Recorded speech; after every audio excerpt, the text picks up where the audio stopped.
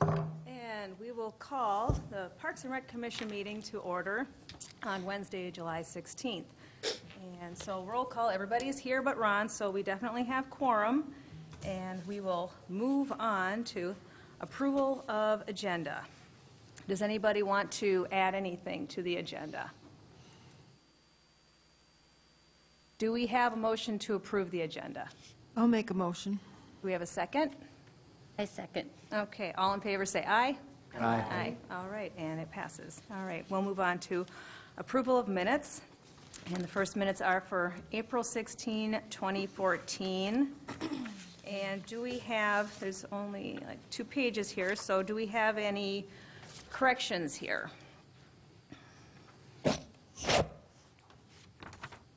Doesn't look like it. Do we have a motion to approve the minutes of April 16th, 2014? Move to approve the minutes? Do we have a second? I'll second. Okay, we have a motion and a second. All in favor say aye. Aye. Aye. And the motion carries all. Okay, and we'll move on to the minutes of Wednesday, May 21st, 2014. Do we have any corrections here? Yes? I do. I was present for that meeting. I was listed Okay. as absent on the Okay, so we can make note of that. Any other changes? Okay, hearing none, do we have a motion to approve the minutes as amended? I will make a motion to approve the minutes as amended. Okay, and do we have a second? I'll second. All right, and all in favor say aye. Aye. Aye. Any opposed? And carries all. Okay. And we'll move on to visitor presentations. And seeing that there are none, we will move on to unfinished business, County Road B Trail. Staff. Thank you, Chair, members of the Commission. This is just kind of an update on where we're at with the County Road B Trail that we've talked about a couple times. On January 27th, the City Council passed a resolution supporting the 2014 Safe Routes to School Infrastructure Grant application. On April 4th, we did receive approval of that grant application and received a grant upwards of $490-some-thousand to install that trail. So a couple things I just wanted to make sure everybody was aware of. The proposed Safe Routes to School Infrastructure project will complete an important link of the County Road B Corridor Trail. The segment will connect the existing trail that ends at Birmingham now, that was part of the 36 and English project, and bring that trail all the way up to the community center. City staff is working with MnDOT state aid staff on completing the necessary steps to deliver the project and to receive federal funding. The next phase of the project work is preliminary design, neighborhood meetings, feasibility study, preparation of the final design plans and project specifications, and the submittal of required federal documents. We do have Bolton and Mink Inc. there in our engineering pool helping us with through this process. Federal process is tedious and there's a lot of paperwork, and they have some expertise in that area.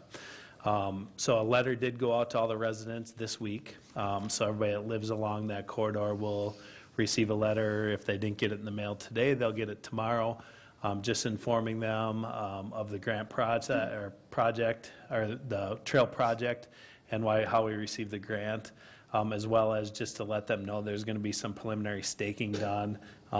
And they're going to hear from an appraiser, and you know, we don't need any permanent easements, we don't believe at this point, but we'll need some construction easements for the properties. Okay, are there any questions?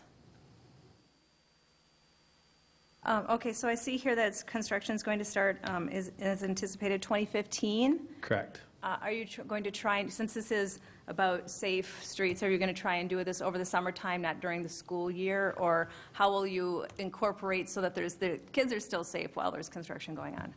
Currently, the timeline says late summer, early fall for construction, and that's only because it takes that much time in the federal process. So we have a pretty aggressive timeline already, and all the things we have to get done between now and then. Some of the right-of-way acquisition and easement things that have to go through the construction easements take some time, and it will be early fall before we break ground and get completion. Okay, so for the kids who are currently walking, are there going to be something kind of, It'll be about the same as they are now. They're walking in the shoulder now. okay, okay, all right. Anybody else? Okay, well, I guess we will move on then, thank you. And we'll move on to new business, 2014 Summer Playground Plan. Thank you, Chair, members of the commission. If I could get the computer, please.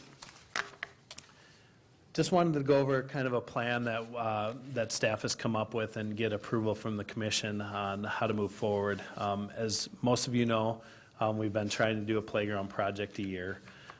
We had an old ranking system that we had a while ago, and we are working off that list. Some of the things that have changed in the last year is we have 2 certified playground inspectors now on staff in our park maintenance division. So they went through our entire system in the last 4 months and completely changed that list. A lot of the reasons that we had things on the list were aesthetics and how they looked and how they functioned and if they fit into the neighborhood, that kind of stuff. And what they go and inspect, obviously, is the safety and if things need to be replaced because they're failing. So I'm going to go through this quick and then I can answer any questions. As I mentioned, park staff currently has 2 certified playground inspectors. They're both in our park maintenance division. In the spring of 2014, staff completed a thorough assessment of our entire playground system. As a result of this inspection, staff has changed our priority list for playground replacement. So the first one we'd like to replace this year is Timber Park. It's a much smaller footprint than we've done in the past. And I think I should mention what we're doing, what we're proposing to do is kind of pooling resources here.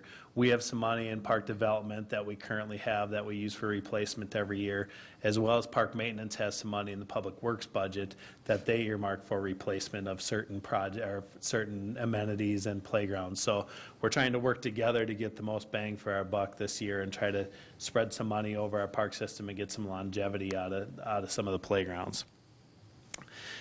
Timber Park has paint peeling currently.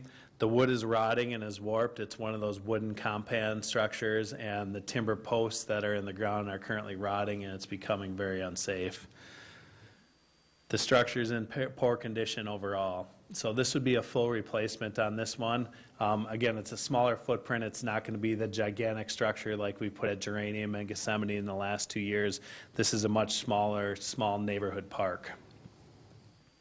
The other one would be Robin Hood Park. We did replace the train that was burnt down last year, but there's another small cell there that's all wooden again, and the posts are all rotting, and it needs to be replaced and taken out of there. It's not functional. So in addition to the 2 replacements that we talked about, we also want to do a full not a full refurbishment, but we want to do some refurbishing and replacement of amenities in our parks. So Wakefield is probably our most used park playground for a lot of reasons. It houses our day camp program. It's a large picnic shelter rental area. We need to replace a lot of the decking. Much of it's coming apart at the weld points, and it's creating unsound structure. So we want to replace all the decking that's coming apart at the wells, at all the welds, and then there's some other things that we'd like to replace on that one as well. So that would kind of be a refurbishment. And then we got some amenity replacement that we need to take care of. The first one would be Coleman Park, the spiral slide. Actually, that was replaced last week.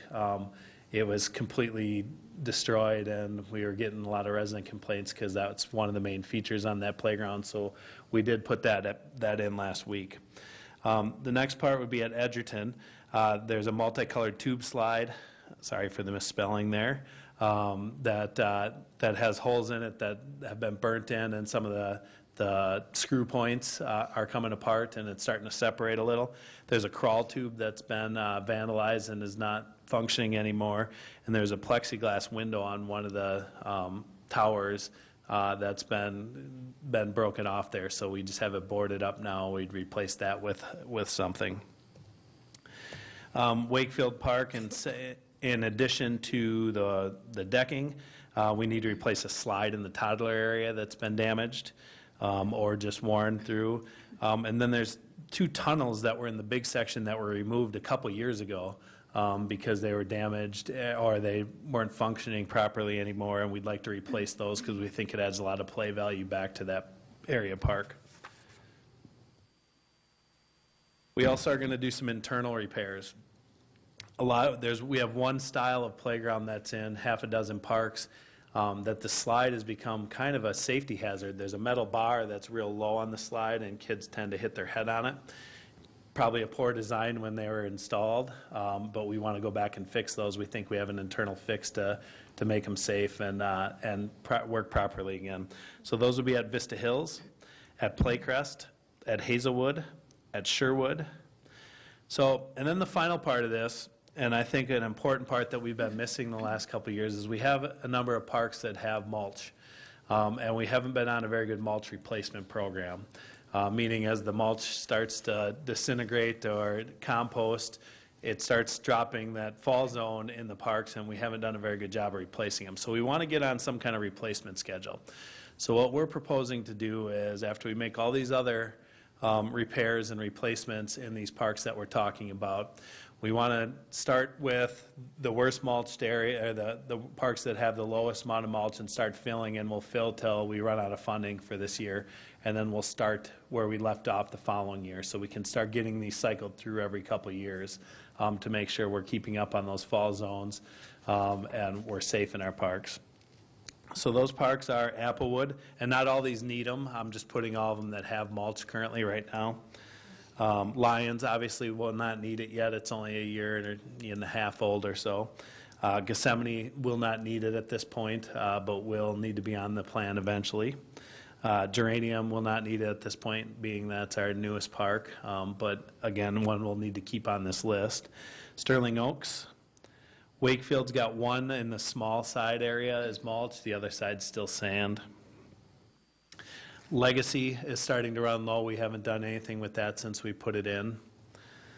Four Seasons, Mississippi. So what we're recommending, staff recommends the Parks and Recreation Commission give a motion of support for the 2014 summer playground replacement plan. Now if we get a motion of support on this, then we'll bring those projects to the City Council, the bigger projects, and we just start ordering some of the replacement parts through the park maintenance budget. So I know this is a change than we originally talked about. I know we talked about Lower Sunset at one point being the next park on there. But after careful inspection, we really found that we'd be better suited trying to get some longevity out of these parks. Although Lower Sunset doesn't look the greatest, it is structurally sound and still has play value for that neighborhood. Thank you, staff. Any questions? I have a question. RJ. I have a couple of questions. One of the questions is in regard to Timber Park and Robin Hood Park. Do you happen to know when they were first constructed with this wood? Most of our compound installation happened in the early 80s, I think. Would you say that's correct, Craig? Those wooden structures that were put in? Yeah, that was about when I joined, and I remember those were some of the first things that we did. So they didn't, they didn't put the correct posts in? Wasn't that standard at that time? Chair, members of the commission, they were the correct posts for the time. I just don't think that the wooden structures have held up as well as the metal structure, traditional metal structures. You know, and I don't know, without going back and looking at all the design specs, if they took into consideration that we're in Minnesota and we have the weather that we do. But for whatever reason, they're not holding up at this point, so we need to slowly start replacing these wooden structures. Okay, and the other question I have is about the mulch. The cost of that then is just labor? Because you do chip a lot of your own mulch, don't you? Chair, members of the commission, it's a different kind of mulch. The mulch that goes into playground structures is more of a wood fiber. It's specifically designed to create cushioned fall zones. Thanks. So it's not the mulch that we would chip normal. It's more of a synthetic mulch. Okay, thank you. Gary. Oh, then Nikki, I'm sorry. I was wondering on the mulch too, for Wakefield, where you said you have some sand, some mulch, would we put it all to mulch, or are we keeping sand for some reason? Chair, members of the commission, I would like to make all our playgrounds mulch over time, but I think the first thing we need to do is get caught back up on the ones we currently have mulch, and then we'll start replacing as we go. As all of you know, we're in the middle of our park systems plan, and that'll be something that's addressed in that. Sand, in my opinion, is not as sanitary, and it just doesn't create the as good a fall zone as the mulch does. And then I was just going to wonder, how is the basketball hoop going over at Edgerton? Have they started that yet? The or- grading's done. The asphalt's supposed to be poured any day this week. It's supposed to be done by the end of the week. I will order the structure as soon as I see them start laying asphalt, and we'll get those up within the next couple of weeks. The plan is by the end of the month here to have it operational. Okay. And then on Robin Hood, I think that might have been later than the 80s because it was a different structure when my kids were little. It was a whole different thing, and they've changed that, I'd say probably 1997 maybe even.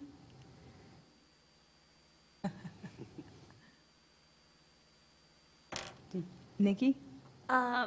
Yeah, my question was about kind of the Timber Park and Robin Hood Park thing too, was, is the wood structures to the point where it could possibly be unsafe at the time, like right now?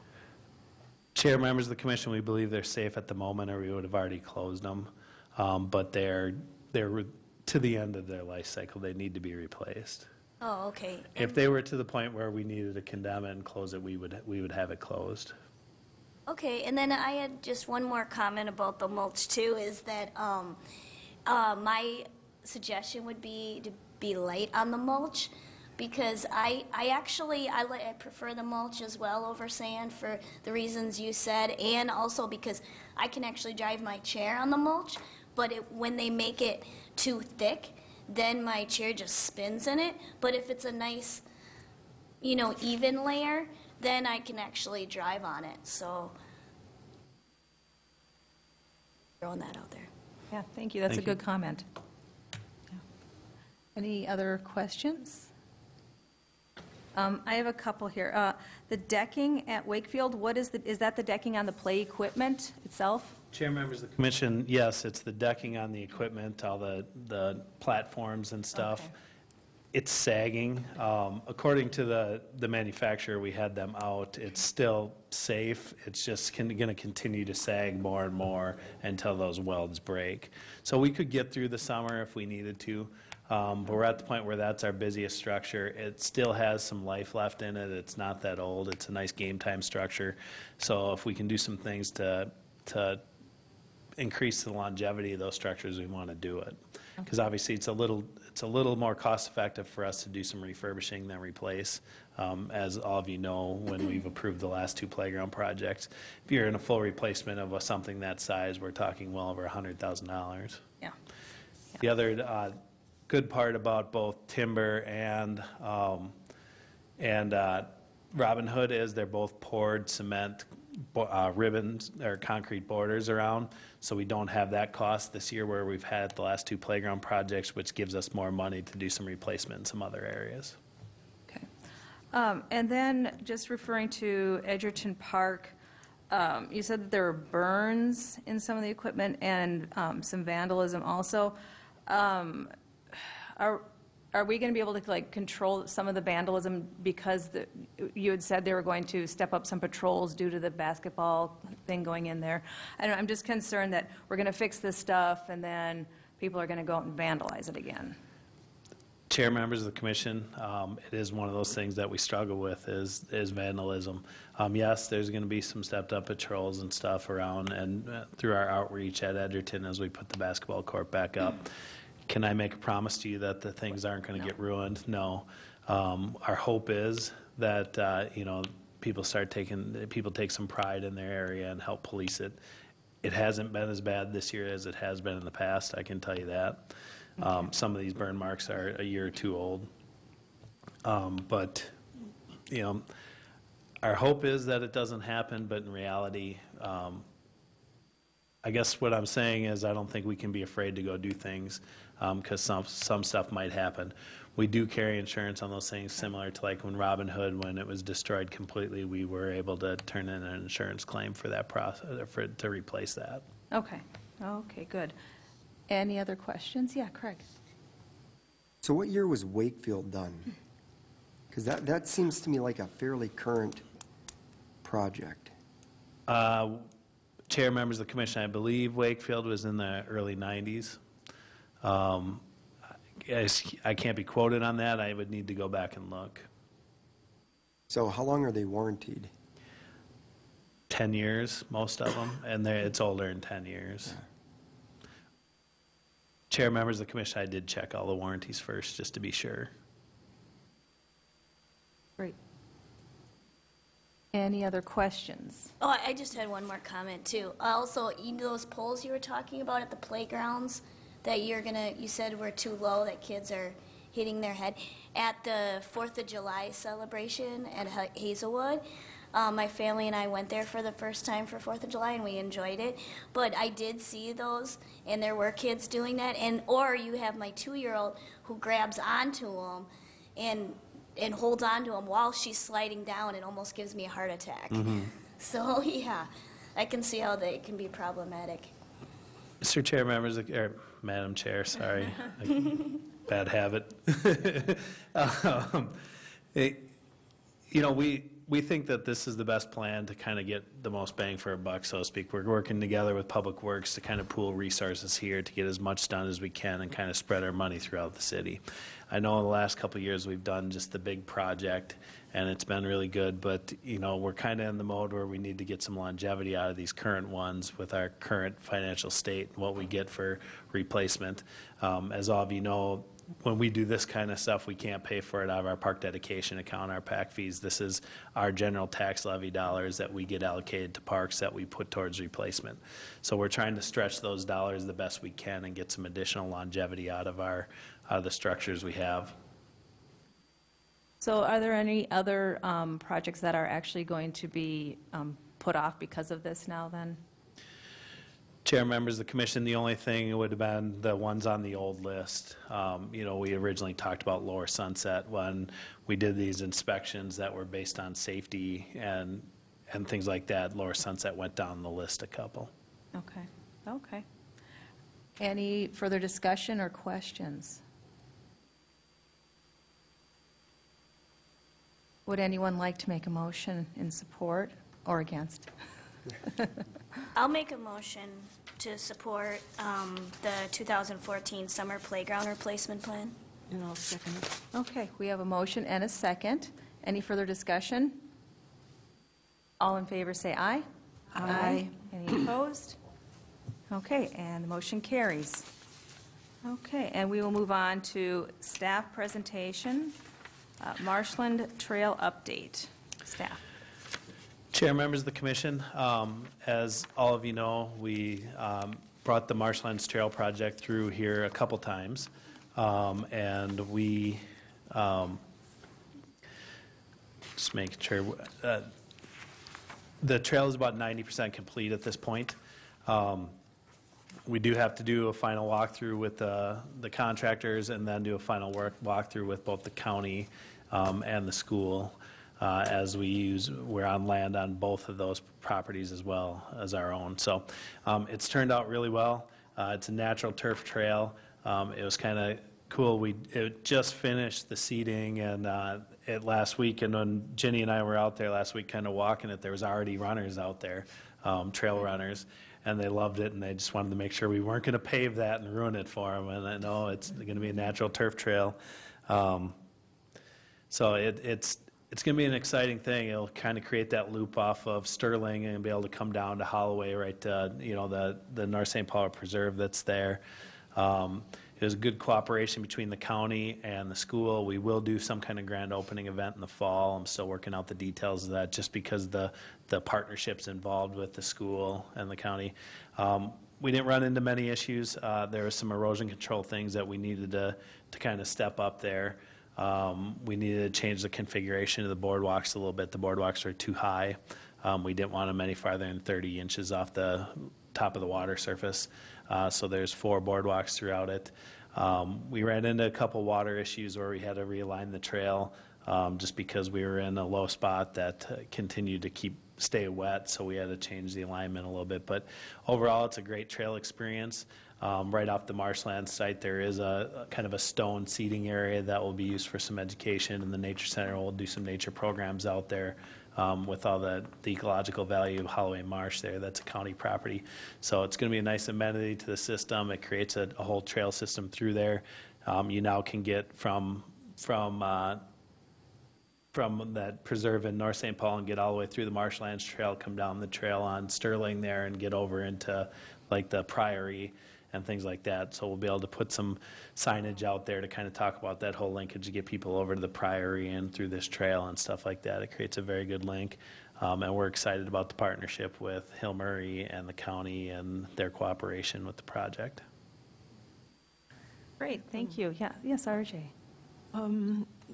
That's really interesting. I was wondering, after the trail system is at a point where it might not keep changing every minute, would you print a map in the Maplewood magazine? Because that would be so helpful to make people aware that this is new, this is different. Chair, members of the commission, we do plan on doing something big with the kind of the grand opening of it, so we make sure everybody knows it's there. The new trail map that we're working on, it has been added in as a natural trail surface. We're kind of redoing that right now to talk about some additional proposed trails that we have in the capital improvement plan that we'll be bringing to the commission in the next month or so, or next couple months. So we are kind of stepping up our trails in general, and we want more education on our trails. As all of you know, in the survey and throughout the park systems plan process, that's probably been the biggest overriding factor is connectivity, increase our trail system. So that's been a definite priority for staff. We're working closely with Public Works on the capital improvement plan to address some of those trail issues, and we want to make sure we get our story out there a little better on where they're at and where we're adding. Do you feel that the Maplewood Monthly is a good way to get the information out? Do you know how well read it is? I believe it's well read. I think it goes is. to a lot of residents, and we have we're kind of backed up in articles to plan them out, so I know we're out probably to the fall before I can get one in there, but the trail technically won't be officially open till the fall anyway. So. Yeah. Well, thank you. Any other questions or comments? Yeah, Terry. I wonder with National Night coming out, if maybe we should have something to hand out at the neighborhood parties about the trails that are out there now. Because they give you a packet for your party or whatever and just put something in there, or even just one to put out at your table at your party. Chair, members of the commission, we can look at that. We do have some additional information that will go in those party packets from our consultants on our park systems plan, but that's definitely something else we can add. We do want to get some things in there on what we have coming up with the park systems plan, how we can get some additional public input, and I'll talk a little bit more about that in the next agenda item, but we definitely could add something about our trails as well. Good suggestion, thank you. Any other questions or comments? Okay, it looks like we'll move on to Park System Plan update. Talking a lot today. Chair, members of the commission. So where we're at in the park systems plan, we did get through the needs assessment, and in our last meeting with the task force, we talked a lot about visioning, and what is the vision of this moving forward, and how we're going to go. I want to preface this by saying I know everybody's getting kind of antsy. It's been a long process at this point. We've been at this for a year and a half now. Nobody knows that more than me and the Parks and Recreation staff, since we've been going through it every meeting and stuff too. But we are getting there. Over the next couple months, you will see the first draft. Both the task force and the Park Commission will be the first ones to see that first draft and make comment on it. We had to do our next meeting with the consultants is with just staff and the consultants at the end of the month here. That's kind of decipher through all this stuff we've gathered at this point and come up with some specific visioning things after what we've heard from the task force.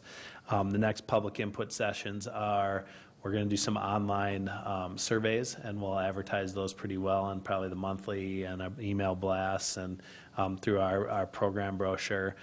These are not going to be statistically valid surveys. These are going to be more needs-based surveys, things like that, but we want to get as much input as we can. We did have a booth out at the 4th of July. I don't know if anybody was there, stopped by. Rita, one of our consultants, spent a couple hours out there in the evening and tried to gather as much input as she could. She had a couple exercises to talk about people, and she felt it was definitely worthwhile. That they reached some demographics that we really don't see at our meetings. We will do a couple more public input meetings, especially around drafts. So we are getting there. The plan is still to have a final document in front of the commission in November, December, somewhere in there, and then get it approved by council in December, January. We're getting a lot of good work out of the Park Systems Plan Task Force.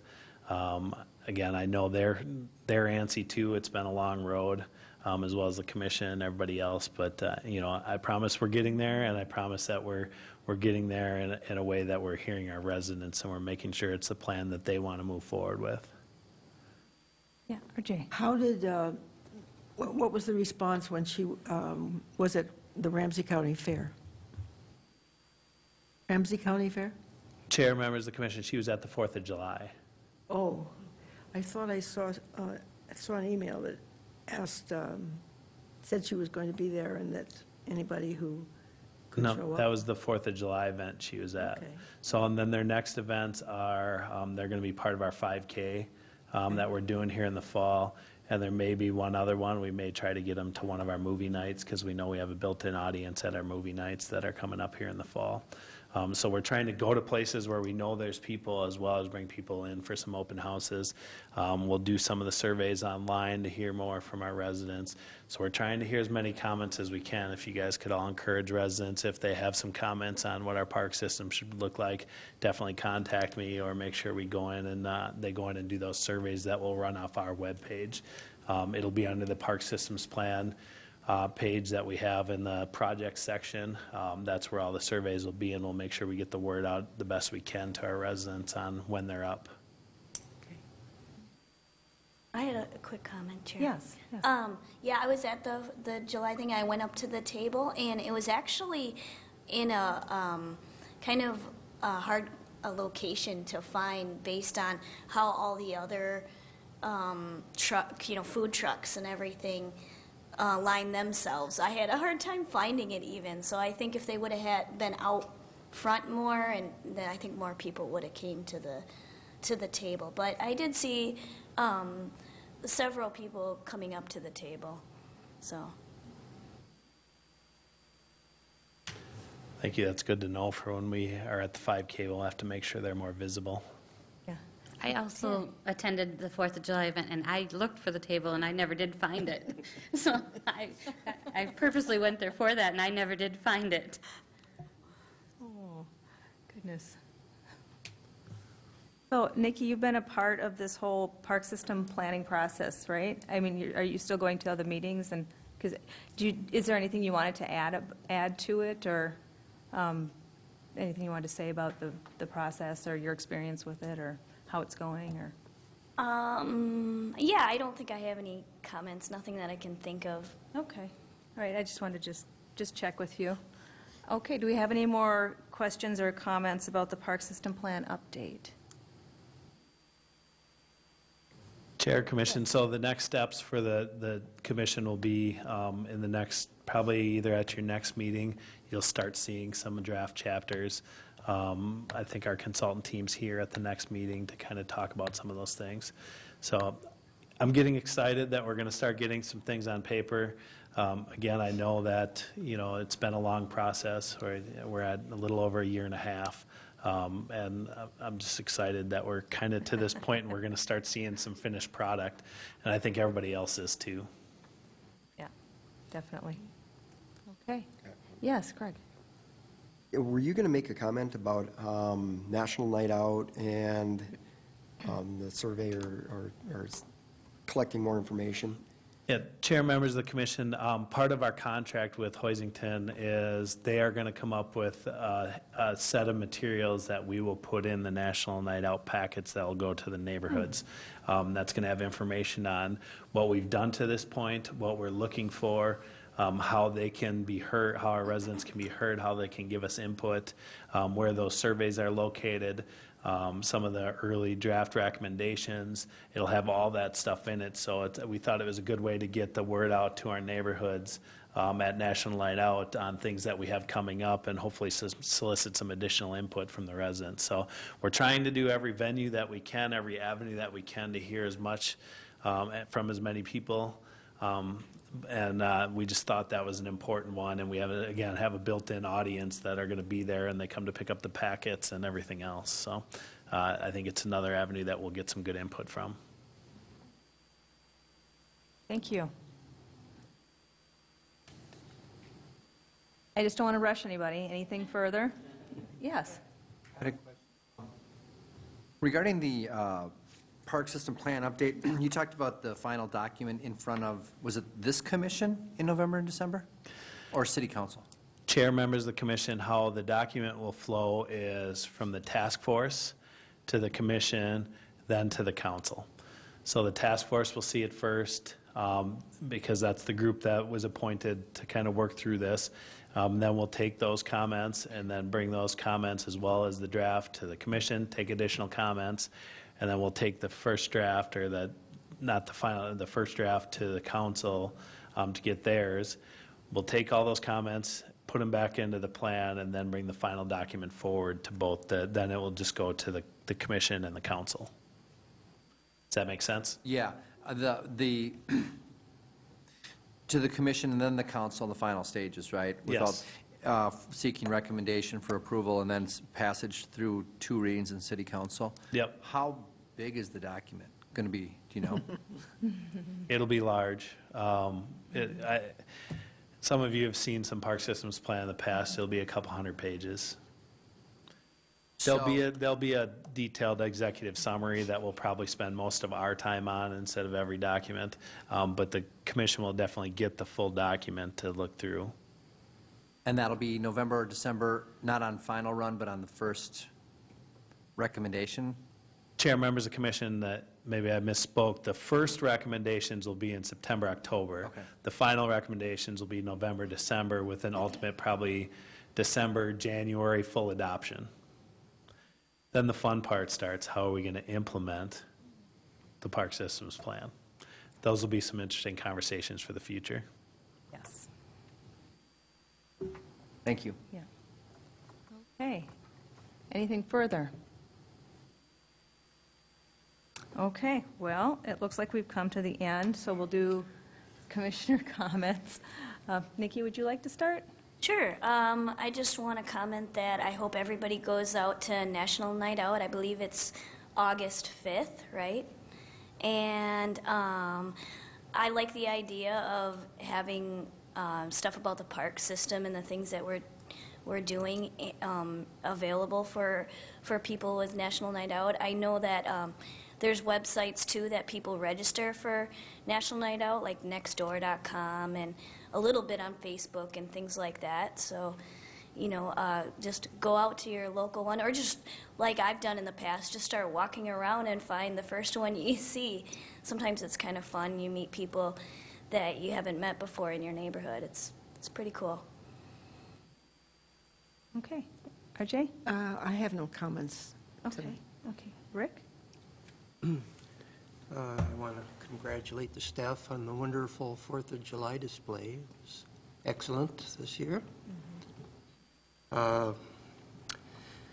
One condition I've noticed since I live right across from Hazelwood Park is the trail that leads to the picnic shelter is kind of developed a little stream along it. I know it's been an unusually wet year, but years past that this has happened too, and there's usually water across that trail a lot in the spring, and this year most of the summer. Chair, members of the commission, it is on our radar. It's one of those things that's on our list to take a look at. The first thing we need to do, there is drain tile that runs underneath there. We need to see if it's plugged. It hasn't stopped. It is a natural process. I did bring our engineers out there to make sure we didn't have something else going on. But it is a natural process out of that wetland. And we're kind of, if the drain tile isn't plugged and it's still just overflowing, we're going to devise some kind of other catch basin system to kind of get it out of there. It's similar to Craig and Kim, you were both on the Park Commission a couple years ago, and we did the same thing at Goodrich. We approved a project to kind of dig a catch basin out there to collect water and get it out to the woodlands where we were having continued flooding. So it'd be something similar to that, where we'd put a large catch basin in and pipe it into the existing drain tile. But it's on a list. Unfortunately, with this wet spring, the list hasn't moved a whole lot, but we're going to get to it. We understand it's an issue that it needs to be addressed because you're right, it's been wet the entire spring, summer so far. Like there's a river running right through the middle of the park, so. Craig? Mike? Yeah, I can't help but comment on the fireworks, too. I live right across from Harvest and walk down closer to Hazelwood, but I thought they were the best fireworks Maplewood's put on in many a year, and I think other people were of the same mindset, too, so it was a great job. Matt? Gary?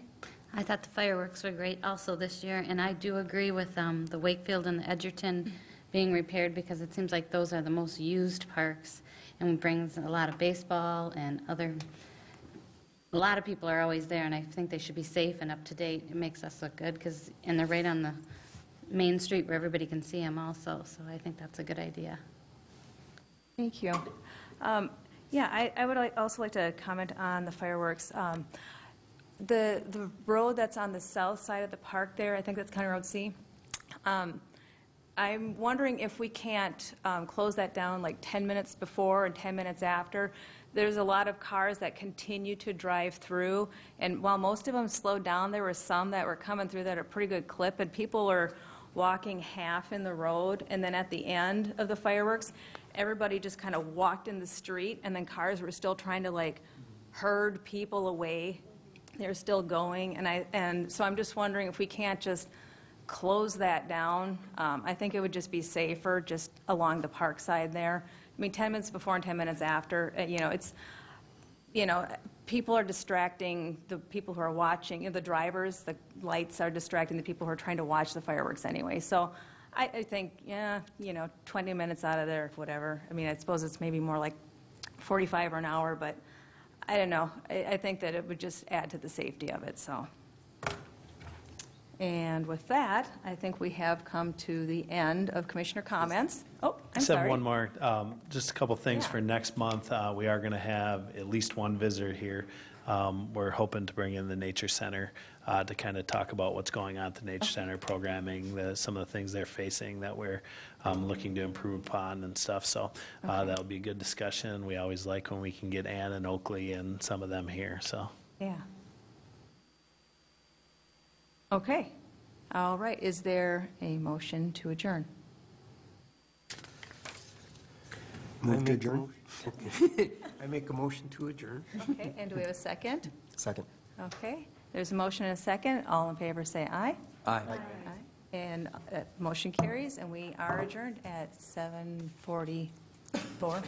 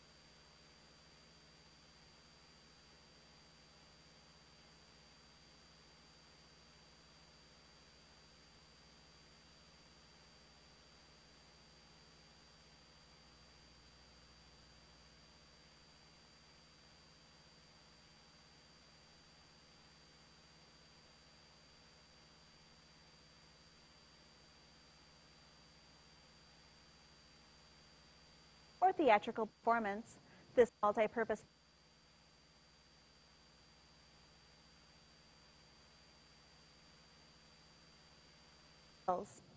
In addition, the 5,000 square foot banquet space located across the hall can be utilized for a dinner space or breakout rooms for a conference.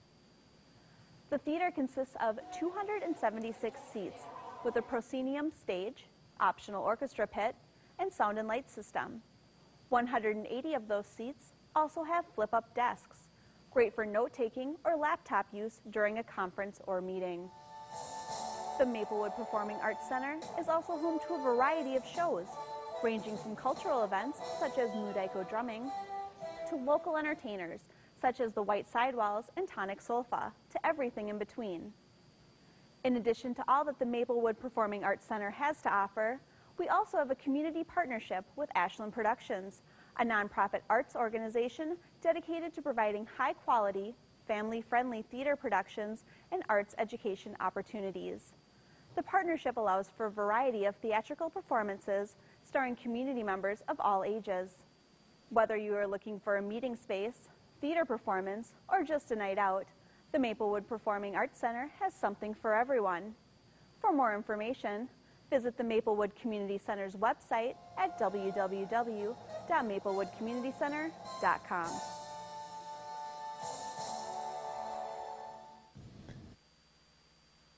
Installing your child in the car in a car seat is actually more difficult than one might think. In fact, 3 out of 4 car seats are installed incorrectly, unknown to the parent or the caregiver.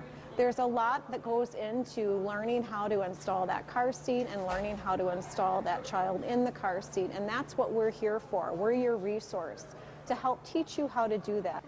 Did you send in the registration card? Okay, and with your current address? So that's important because what will happen is if there's a recall on this seat, you'll get notified directly at your home or the address that was sent in with that card. Hi, I'm Shawnette Doggett. I'm the Injury Prevention Coordinator at Regions Hospital. Part of what we do is outreach to the community to ensure that our children are safe. One of our programs is the car seat program, which we've had for about 6 years now, and it continues to grow year after year. We like to partner with our community fire stations, public service agencies to offer this free clinic to parents and caregivers. Now, have you had a chance to play with this seat at all? A little bit. Okay.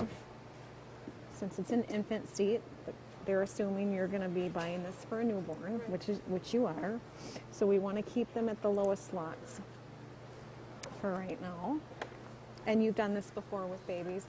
Yeah. And from what I remember, you're just supposed to be able to fit a finger underneath the straps. Yeah, and I actually say let's not pinch any extra fabric there on the shoulders, and you can fit a finger under that retainer clip, this chest clip here, so we know that we're not pressing down too hard on the chest. Now with your little newborn, also listen for that audible click, so you know you got both of them in there. With your new... There you go. Perfect. They're going to be all folded up like in a ball, right? Towel roll, let's just say this is a washcloth or a towel roll. You can roll this up and stick it there to fill in the space. And what's helpful about this is that it helps keep their rump back into the seat so they don't slide forward and start to slouch. So when you go to the hospital, go with your extra receiving blankets. Okay. So you have options to do that because I suspect you'll have a little extra space. Now this goes up to a fairly high weight, and so as they grow, you can move those straps out as you need to.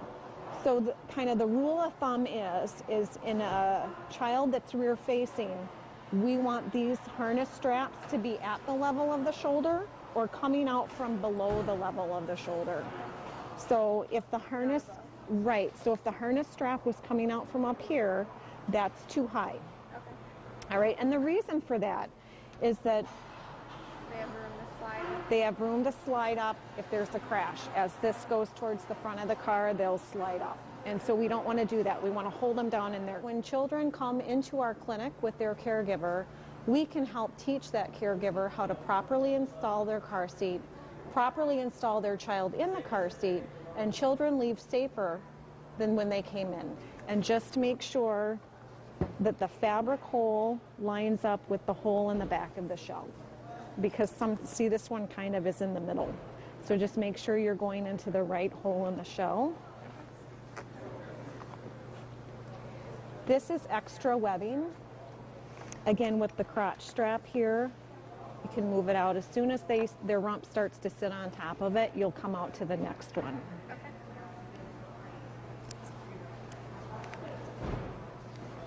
Any questions with this? This carrier will go up to 35 pounds, and if their head gets to within an inch of the top of the shell, they've outgrown it. Right. So they'll either outgrow it by weight or by height, right, or you'll just be tired of carrying around a 35-pound baby in this, right, and you'll be ready to go to the next seat. Okay? That'll probably come first. Yeah, and you know, this is good too. You know, if you decide to use it more like a convertible, you can stop pulling the carrier in and out and just leave it in your car and then move your baby in and out. We find that the parents and the caregivers that come to our clinics are very grateful and really appreciate the help that they've received, and they've all kind of left with some new knowledge, and we enjoy doing that. We just really feel like our goal is to make kids safer. And so every clinic that we hold, we've got technicians that volunteer their time to come to these clinics and work with those parents and caregivers. And it's really all about the kids. Do you tighten the straps and then put the buckle on? I do, because I don't want this part to like come up and hit him in the chin as I'm tightening down. So I typically kind of fine tune it after I get that across. And we want it even with the armpits. Okay, so then at this point, if you feel like you need to tighten it a little bit more, you can just pull and fine tune it. And we don't want to grab any extra webbing. This is a very soft doll, so it's going to be impossible to get it tight. Okay? We like to collaborate with services such as Maplewood Fire.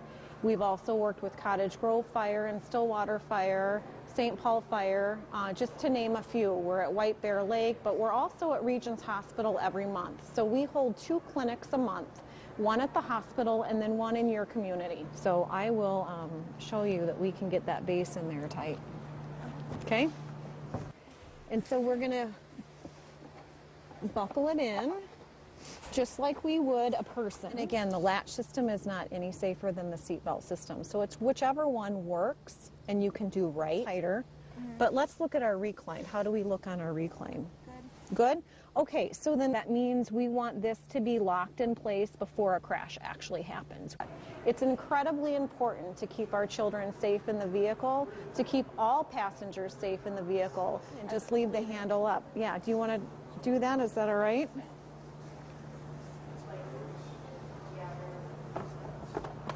And just make sure you hear that click. There you go. To get more information on these free clinics, you can call our phone number at 651-357-2798. You can also send an email to carseatinfo@healthpartners.com. We check that daily, and we're happy to answer any questions you may have. And we hope to see you at one of our upcoming clinics. Well, it was very nice meeting you. I really appreciate it. Yeah, thanks for coming in. Very good resource. To get more information on these free clinics, you can call 651-357-2798. You can also send an email to carseatinfo@healthpartners.com. We like to collaborate with services such as Maplewood Fire.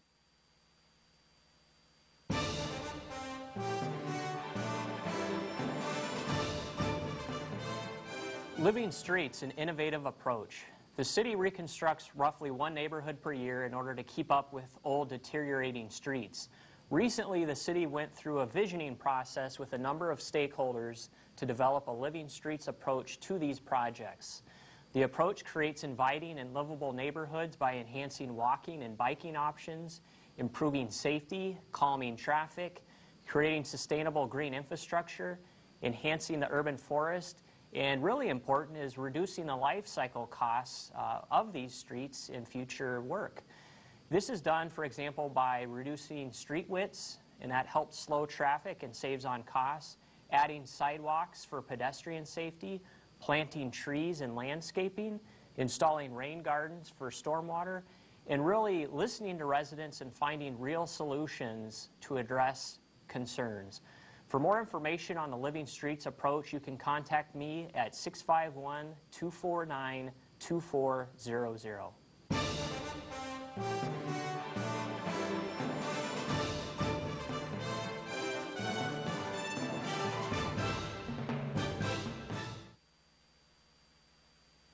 Of a rain barrel installation.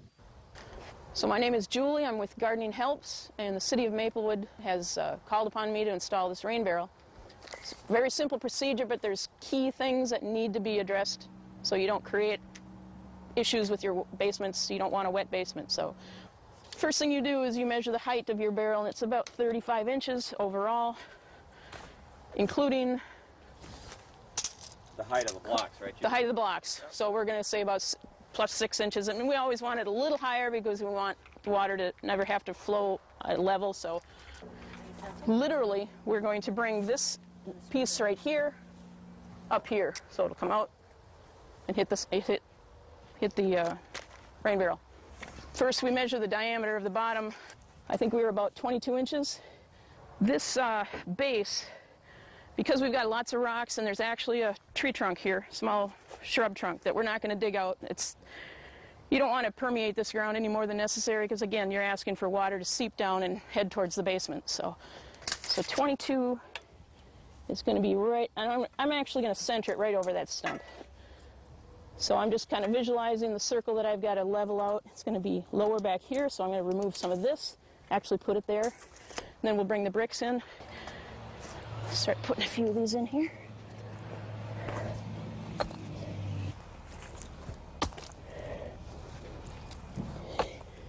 And aesthetically, I always think the barrels should be out away.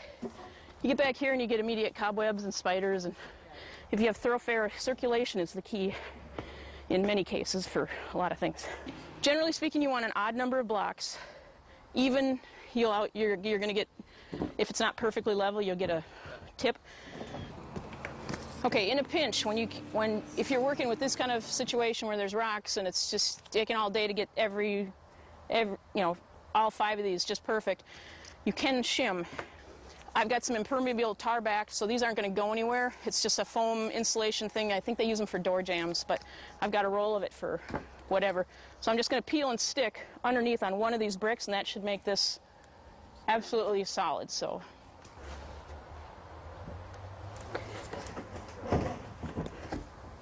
there we go. I'm a strong believer in cut once, measure twice, cut once. So that's going to shoot out. Let's see, it'll connect right about there. So we're in line there. Okay. Hash mark that. Bring it out to a safe area. Thank you. It is nice to have someone hold the other end of this. One critical thing after you've made a cut like this, you kind of want to do a quick deburr so you don't end up with band-aided fingers. But any sharp things you twist in, and a quick run around with a needle nose or a heavy pliers, you should be able to do this and not feel some snags. So, okay.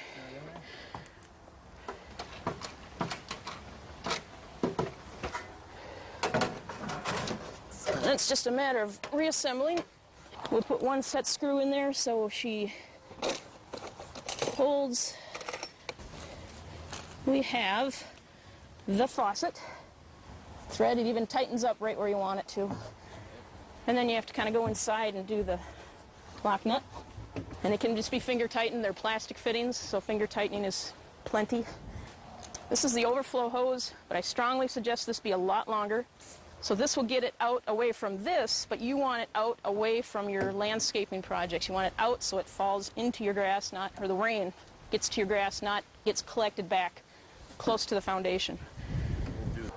Back to the base it goes.